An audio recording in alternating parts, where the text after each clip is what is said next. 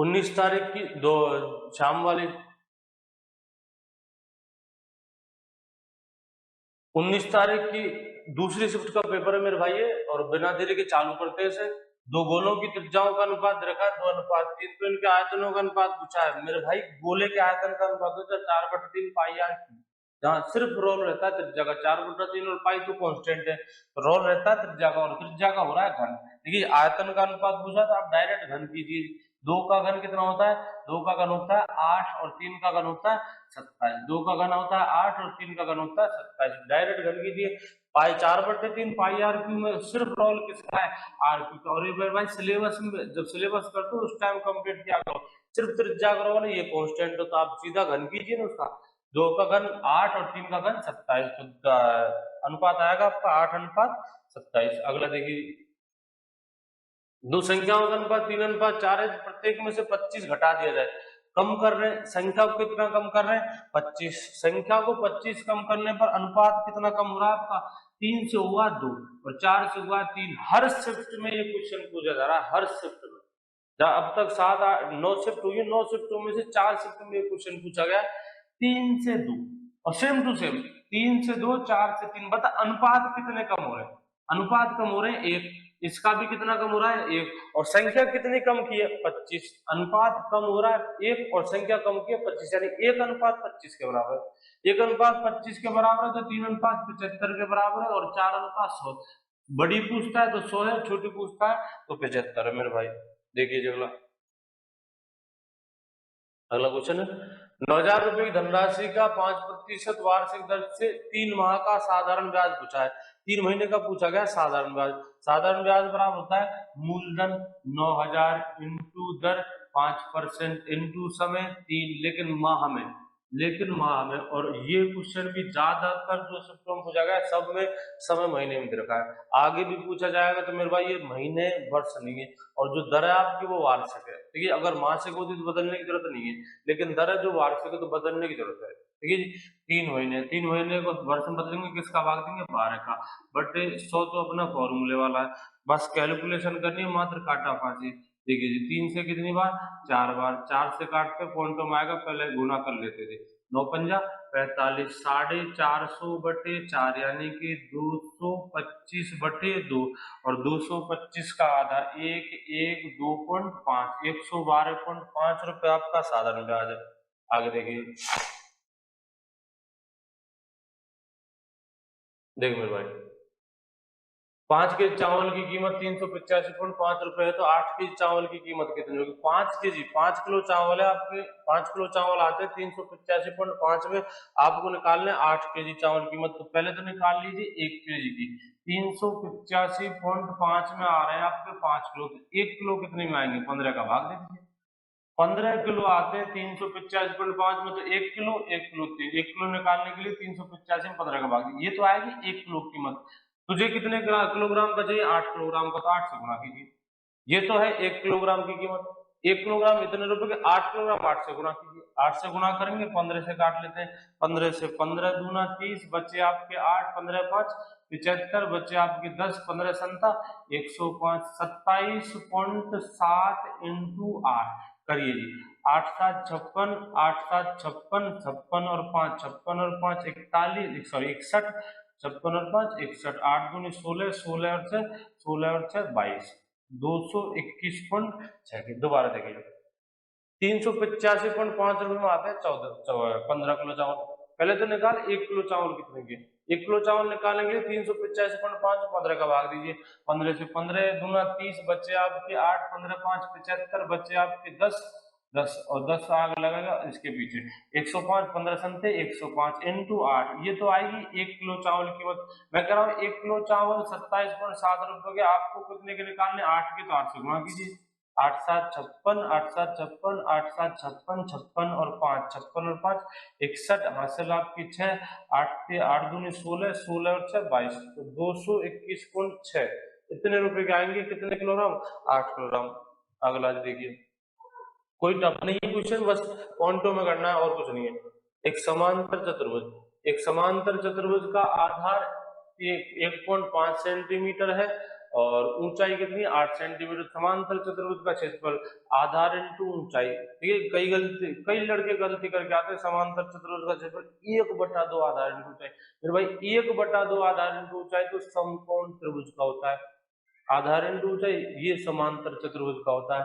समांतर चतुर्भुज का क्षेत्रफल आधार इंटू ऊंचाई, मात्र गुणा करना है आपको 1.5, मात्र गुणा करना है आधार इंटू ऊंचाई। ठीक है, आधार इंटू ऊंचाई, एक आधार है और एक ऊंचाई है। ठीक है, 1.5 इंटू 8 15 8 है 120, एक संख्या जोड़कर पॉइंट यानी कि 12 सेंटीमीटर स्क्वायर। आगे देखिए,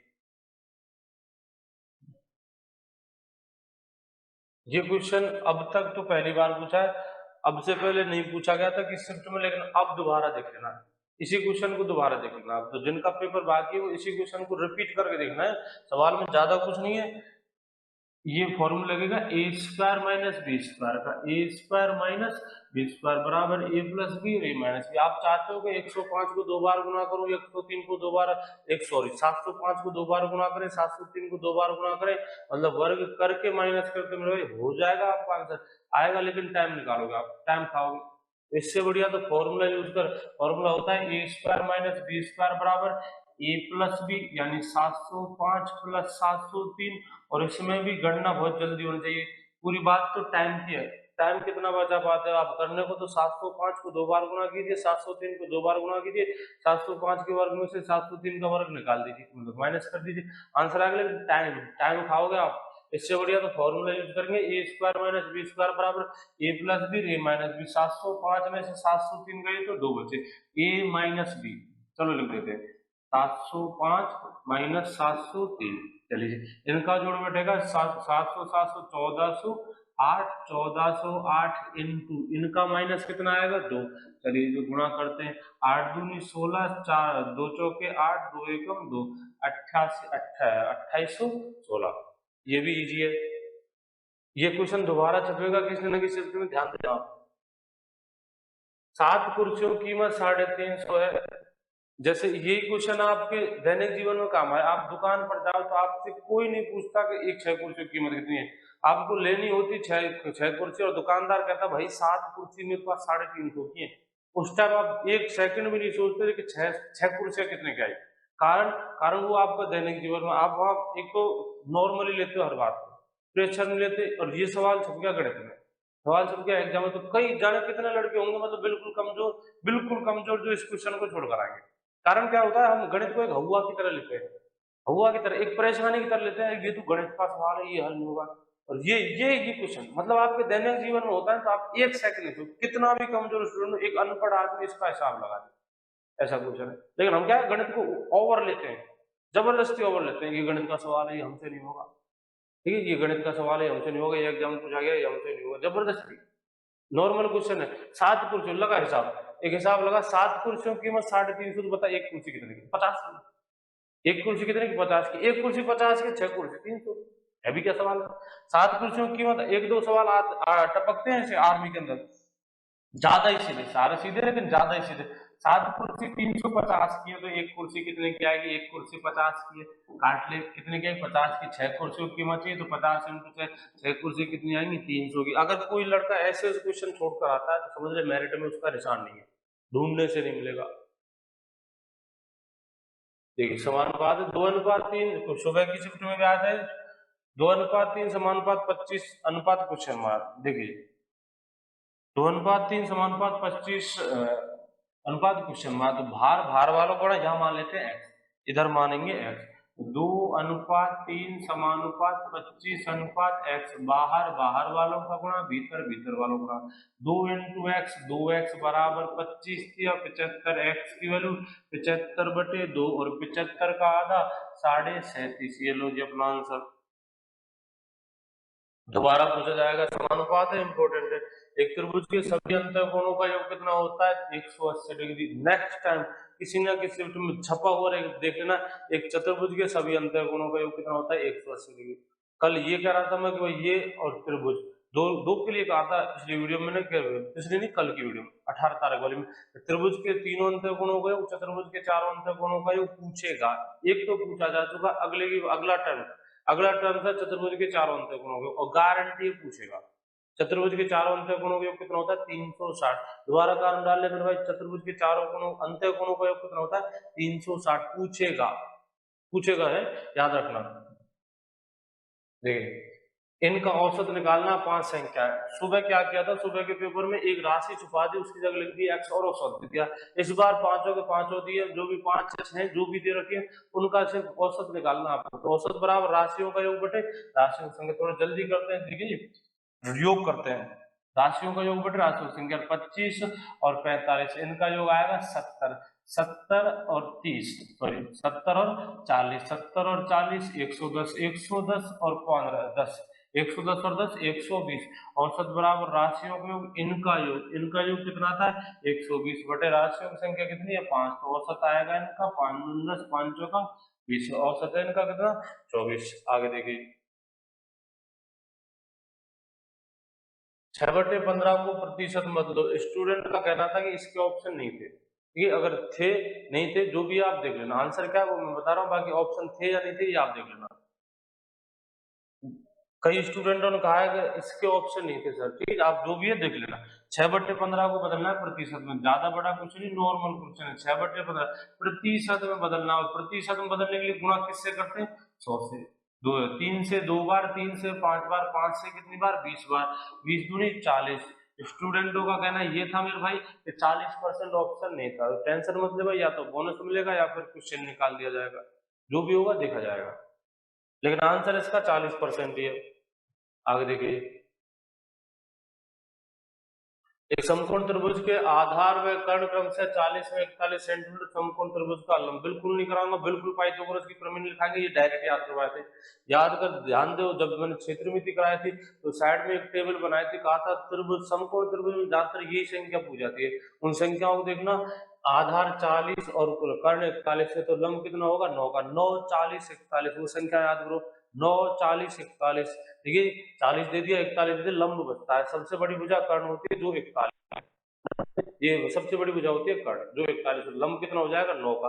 बाकी आप पाइथागोरस लगा सकते हो, लंब बराबर मैं लगाऊंगा, लंब बराबर याद करवाई थी डायरेक्ट, लंब बराबर कहा था, ये संख्या ही ज्यादातर पूछ जाती है और वही पूछ गई है। लंब बराबर अंडर रूट कर्ण स्क्वायर माइनस आधार स्क्वायर, वैल्यू रखना कर्ण के 41 आधार 40, निकल के आ जाएगा आपका 9।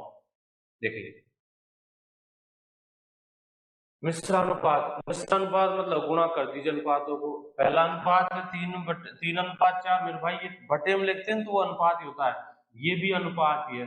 5:4 इनका मिश्र अनुपात, तो 15:16, ठीक है 15:16, ये भी अनुपात ही मेरा भाई, इसको भी अनुपात कहते हैं। 15:16 मिश्र अनुपात मतलब भिन्न में लिखिए और गुणा कर दीजिए, ये अनुपात है अपना मिश्र अनुपात।